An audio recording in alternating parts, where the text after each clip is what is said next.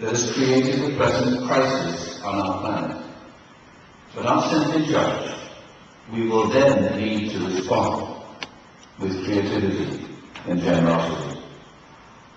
The implications are huge. We have to look assiduously for the signs of God's action in the world. Signs include dramatic awakenings of consciousness, like those that once ended slavery or identified sexism and patriarchy as sinful, although all of the above seem to be very alive and well again today. But there are more subtle and modest signs visible in the responses of people like Dorothy Day or Jean Vanier, or in the commitments typical for so many in our own communities. Having looked at or discerned the signs, we must then respond.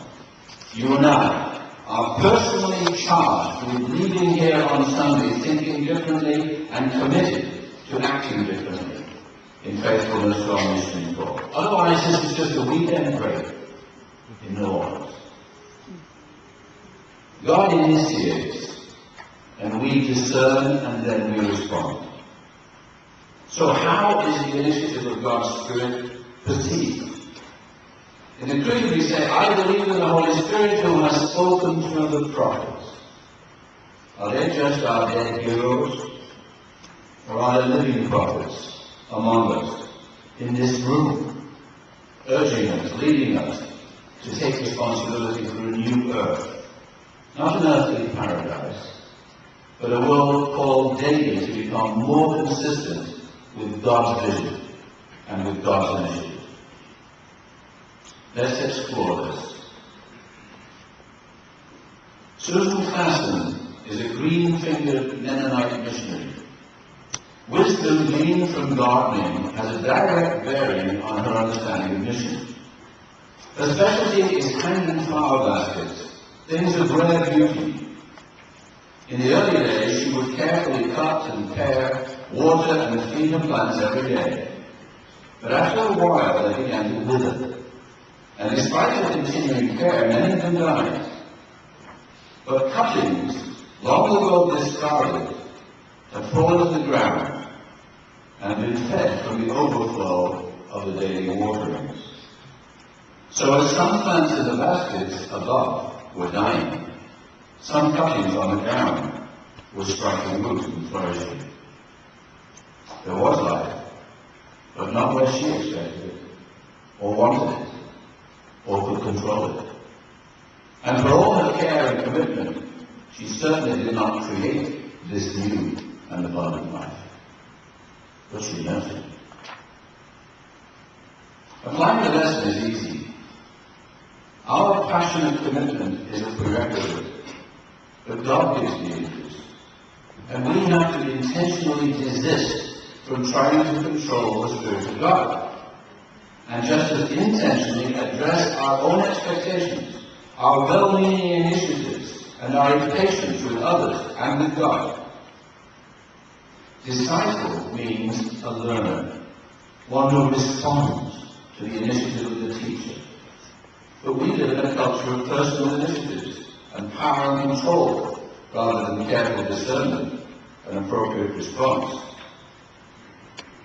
We often aspire to doing what isn't ours to do, to seize rather than to yield initiatives, to refuse to let God be God. In theory, we've moved from a church-centered mission to a mission-centered church.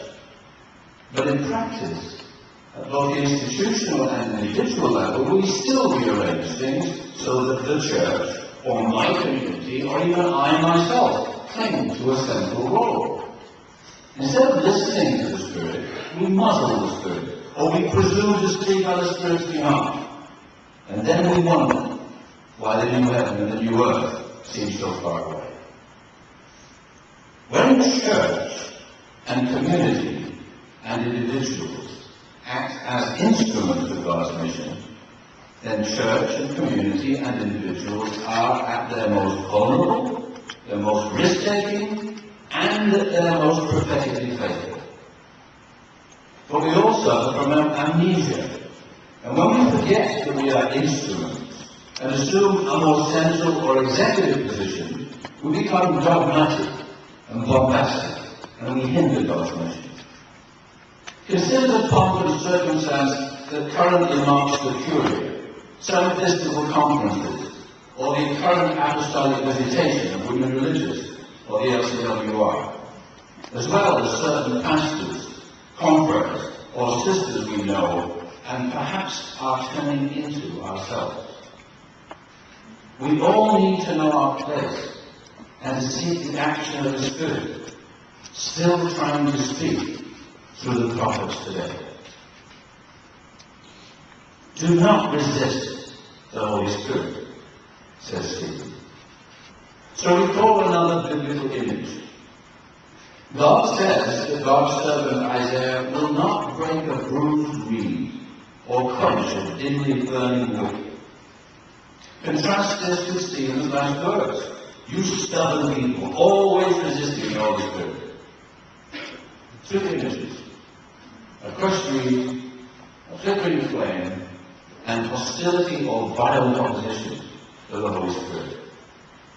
God does not crush, and God does not quench, and yet God's people sometimes thwart and frustrate God's Holy Spirit.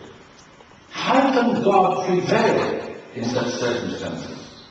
And how will people ever become appropriate instruments of the renewal that God so wants? Do we really believe in the Holy Spirit who has spoken to the prophets? If we did, our own and others' lives would be so very, very different. For many people, the Holy Spirit remains elusive, not the Spirit's fault, but the fault of those who are deaf or blind or frankly impervious to the Spirit's gently persistent promptings. It's easy to pray on the Holy Spirit and renew the face of the earth, and then to resist or oppose the Spirit by our unwillingness to collaborate through continuous conversion, or by simply failing to understand how and through whom the Spirit speaks. Collaboration implies willingness to take orders, to be instruments, to be disturbed or dislocated, and yet we covet our comfortable and predictable lives. But the Spirit does try to disturb us, which is why Stephen had to warn the people not to resist, but to yield and trust. Scripture scholar James Dunn says bluntly, there is a disturbing quality about the urgency of Jesus' call, a shaking of the foundations, that those who want a quiet life are bound to resent and resist. And over 400 years ago, Sir Francis Drake newly returned from circumnavigating the earth that many people believe to be flat, dedicated himself to still more personal discomfort, penning his famous prayer, which strikingly touches at the very theme of our conference. Disturb us, Lord, he said, when we are too well pleased with ourselves, when our dreams have come true because we dream too little, when we arrive safely because we sailed too close to the shore. Disturb us, Lord, when with the abundance of the things we possess, we have lost our thirst for the waters of life. Having fallen in love with life, we have ceased to dream of eternity, and in our efforts to build a new earth, we have allowed our vision of the new heaven to dim. Disturb us, Lord, to dare more boldly, to venture on wider seas, where storms will show your mastery, where losing sight of land we shall find the stars. We ask you to push back the horizons of our hopes, and let us meet the future with strength and courage and hope. So here's 6 ways in which the Spirit is trying to disturb and give us a new image of a new heaven and a new earth. First, the Spirit disturbs through the paradox of different and equal. The Bible is quite clear. Every person is made in God's own image. Each one is a reflection of God, and all of us are constitutive of